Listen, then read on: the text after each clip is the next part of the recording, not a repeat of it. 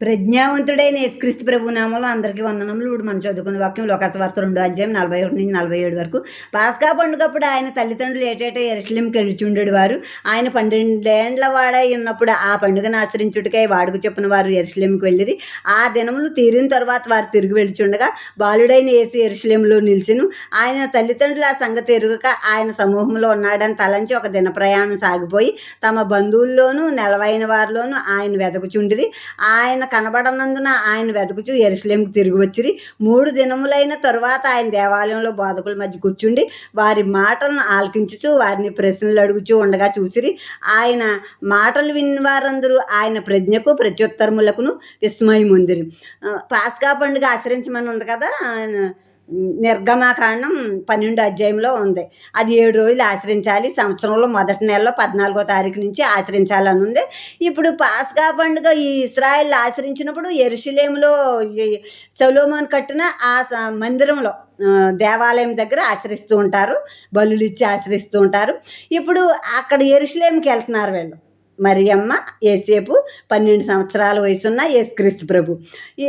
ఇంకా ఇంకా అందరూ అన్ని చుట్టుపక్కల ఊర్లోళ్ళు వాళ్ళ బంధుమిత్రులు గుంపులుగా ప్రయాణాలు చేస్తూ వాళ్ళు వెళ్తారు ఆ పండుగ ఆచరించడానికి. ఆ పండుగ 7 రోజులు ఆచరించాలి.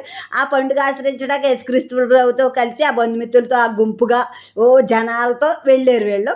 వెళ్ళి ఆ పండుగ దినములు పూర్తయ్యాక వాళ్ళు తిరిగి వచ్చేసారు. తిరిగి ఒక రోజు ప్రయాణం చేసేసారు ఏకంగా. చేసేసాక ఇప్పుడు మరియమ్మ, యేసుక్రీస్తు ప్రభు వాళ్ళ బంధువుల్లో ఆ జనాల్లో ఉన్నారు. యేసుక్రీస్తు ప్రభు అనుకున్నారు వీళ్ళు. ఒక రోజు తర్వాత వీళ్ళు వెతుక్కున్నారు ఆ బంధువుల్లో. కానీ యేసుక్రీస్తు ప్రభు కనిపించట్లేదు. అప్పుడు వారు భయపడి బాధతో దుఃఖంతో తిరిగి వచ్చారు యెరూషలేముకి. తిరిగి వచ్చేటప్పటికి ఆ మందిరంలో బోధిస్తూ ఉంటారు కదా బోధకులు.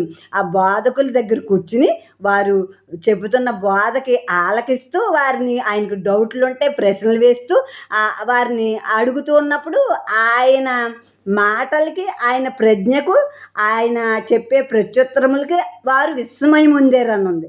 అంటే యేసుక్రీస్తు ప్రభు ప్రజ్ఞావంతుడైన దేవుడు, జ్ఞానం గల దేవుడు. అంటే జ్ఞానాధారం నేనే, పరాక్రమం నేనే అని ఉంది సామెతల 8లో. కనుక జ్ఞానాధారం పరాక్రమైన దేవుడు ఆయన. వెలుగు, జ్ఞానమన్నా వెలుగన్నా వేదమన్నా ఇవన్నీ ఒకటే. కనుక వేదం అంటే వాక్యం, వాక్యం అంటే యేసుక్రీస్తు ప్రభు, వెలుగు అంటే యేసుక్రీస్తు ప్రభు, జ్ఞానం అంటే యేసుక్రీస్తు ప్రభు. ఆమె